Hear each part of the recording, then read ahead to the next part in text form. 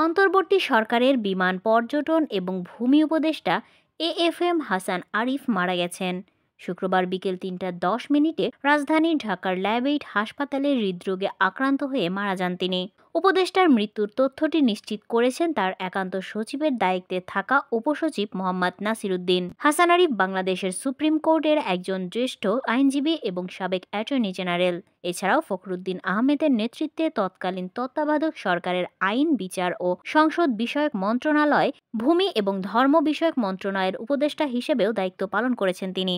১৯৪১ সালের ১০ই জুলাই এএফ হাসান আরিফ কলকাতায় জন্মগ্রহণ করেন। তিনি কলকাতার সেন্ট জেভিয়ার্স কলেজ থেকে স্নাতক এবং পরবর্তীতে কলকাতা বিশ্ববিদ্যালয়ের অধীনে এলএলবি সম্পন্ন করেন।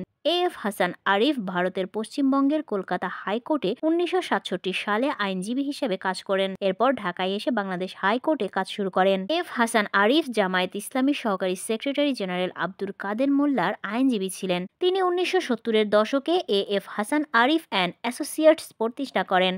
অক্টোবর ২০০১ সাল থেকে ২৮শে এপ্রিল ২০০৫ সাল পর্যন্ত বাংলাদেশের অ্যাটর্নি জেনারেল ছিলেন। ২০২৪ সালের ৮ই আগস্ট বাংলাদেশ অন্তর্বর্তী সরকারের উপদেষ্টা হিসেবে নিযুক্ত হন এবং ৯ই আগস্ট স্থানীয় সরকার, পল্লী উন্নয়ন ও সমবায় মন্ত্রণালয়ের উপদেষ্টা হিসেবে দায়িত্ব পান। ২৭শে আগস্ট তিনি ভূমি মন্ত্রণালয়ের উপদেষ্টা হিসেবে দায়িত্ব পান। এরপর তাকে স্থানীয় সরকার, পল্লী উন্নয়ন ও সমবায় মন্ত্রণালয়ের দায়িত্ব থেকে সরিয়ে বেসামরিক বিমান পরিবহন ও পর্যটন মন্ত্রণালয়ের দায়িত্ব দেওয়া হয়। হাসান আরিফ বিদেশি বিনিয়োগকারীদের পরামর্শ, নির্মাণ সালিশ, বাণিজ্য সালিশ, অর্থ, ব্যাংকিং এবং সিকিউরিটিজ বিষয়, কর্পোরেট, বাণিজ্যিক ও ট্যাক্সেশন বিষয়, সাংবিধানিক আইন বিষয়, পাবলিক আস্বাদন, আরবিট্রেশন এবং বিকল্প বিরোধ সমাধানের অন্যান্য পদ্ধতি নিয়ে কাজ করেছেন।